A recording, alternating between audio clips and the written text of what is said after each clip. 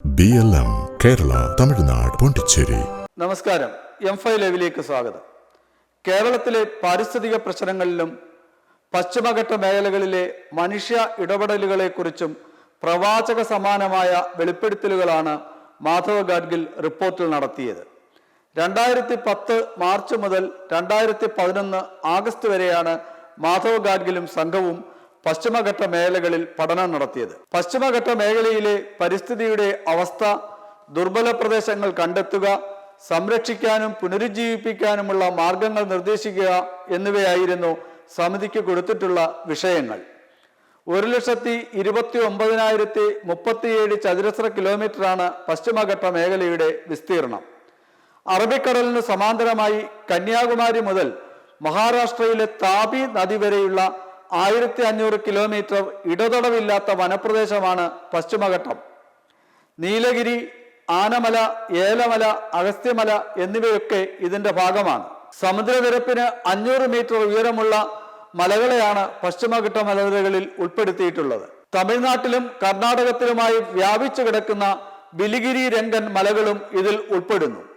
2695 metre സമുദ്രനിരപ്പിൽ നിന്ന് ഉയരമുള്ള ആനമുടിയാണ് പശ്ചിമഘട്ടത്തിലെ ഏറ്റവും ഉയർന്ന മലനിര.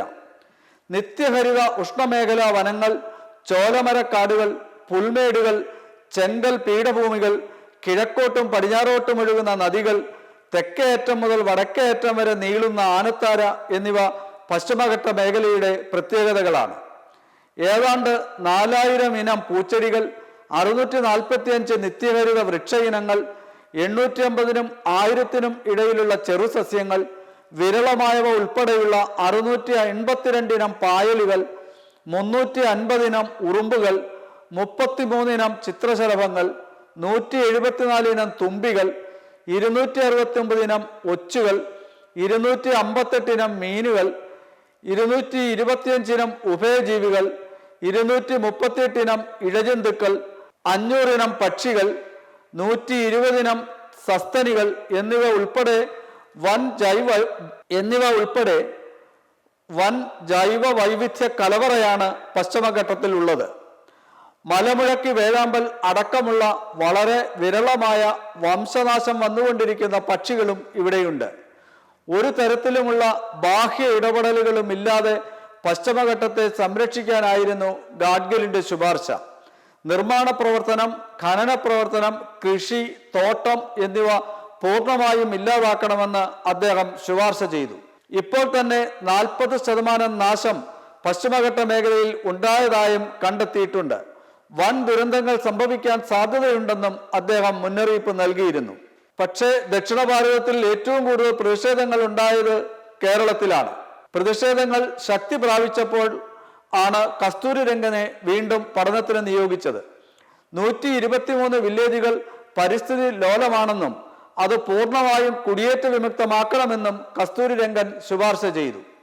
ഭൂകമ്പ സാധ്യത എന്നിവ കൂടി മുൻകൂട്ടി കണ്ട അദ്ദേഹം പാറ പൊട്ടിക്കൽ പശ്ചിമഘട്ട മേഖലയിൽ നിന്ന് പൂർണ്ണമായും ഒഴിവാക്കണമെന്നും നിർദ്ദേശിച്ചിരുന്നു. ചില കാര്യങ്ങളിൽ വെള്ളം ചേർത്തു എന്ന ആരോപണം മാധവ് ഗാഡ്ഗിൽ തന്നെ ഉന്നയിക്കുകയും ചെയ്തിരുന്നു. വയനാട് അടക്കമുള്ള ദുരന്തങ്ങളുടെ പശ്ചാത്തലത്തിൽ ഇനിയും പശ്ചിമഘട്ട സംരക്ഷണത്തിന് പ്രാധാന്യം കൊടുക്കാതിരിക്കാൻ ആവില്ല. ഇത് മുന്നിൽ കണ്ടുകൊണ്ട് തന്നെയാണ് കേന്ദ്ര വിദഗ്ധ സമിതിയുടെ ശുപാർശ. ഇക്കാര്യത്തിൽ രാഷ്ട്രീയ ഇടപെടലുകൾക്കോ സ്വാധീനത്തിനോ വഴങ്ങേണ്ടതില്ലെന്ന നിലപാടാണ് കേന്ദ്ര സർക്കാരിനും പ്രധാനമന്ത്രി നരേന്ദ്രമോദിക്കും ഉള്ളതെന്ന് സൂചനയുണ്ട്. ക്രിസ്ത്യൻ ഔട്ട്റീച്ചിന്റെ പേരിൽ ഇത്രയും സുപ്രധാനമായ പാരിസ്ഥിതിക പ്രശ്നങ്ങളിൽ വെള്ളം ചേർക്കാൻ ശ്രമിച്ചാൽ അത് വരും തലമുറയോടുള്ള അപരാധമാകും എന്നാണ് BJP നേതൃത്വത്തിന്റെയും വിലയിരുത്തൽ. BLM കേരള തമിഴ്നാട് പോണ്ടിച്ചേരി.